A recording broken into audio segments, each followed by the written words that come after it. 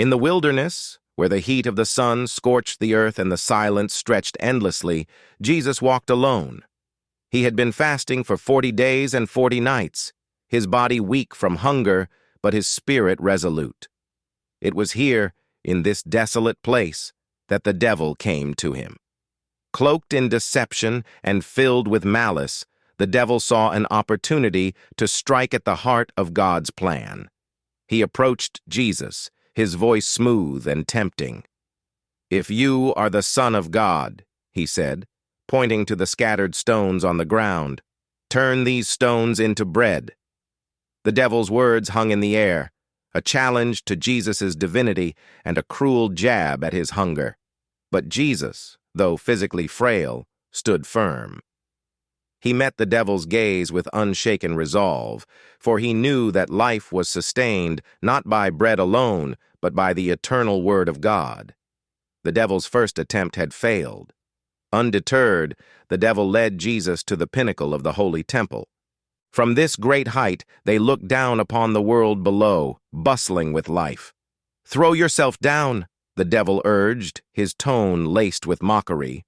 "Surely, if you are the Son of God, his angels will catch you.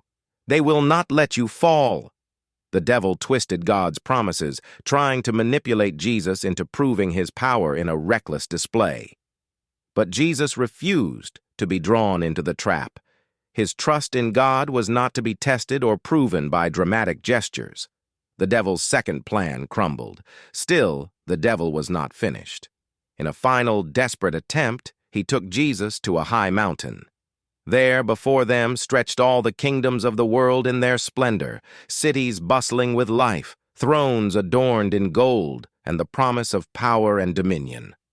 "All this I will give you," the devil whispered, his voice dripping with false generosity, "if you bow down and worship me." It was a bold and blasphemous offer, a last attempt to corrupt Jesus with the lure of earthly power. But Jesus turned to the devil, his voice filled with authority, and commanded him to leave. The confrontation was over. The devil, defeated and humiliated, fled into the shadows, unable to overcome the unshakable righteousness of the Son of God. But the story did not end there. The devil, though defeated in the wilderness, was not yet finished. He schemed and plotted, waiting for another opportunity to strike. That moment came at the cross.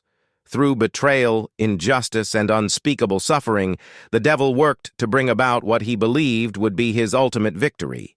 Jesus, beaten, mocked, and crucified, hung on the cross as darkness covered the land. The devil reveled in the sight, convinced that he had finally won. When Jesus breathed his last and the earth trembled, the devil thought his triumph was complete. Yet what the devil saw as a victory was, in truth, his greatest defeat. Jesus' death was not an end, but a beginning. On the third day, as the first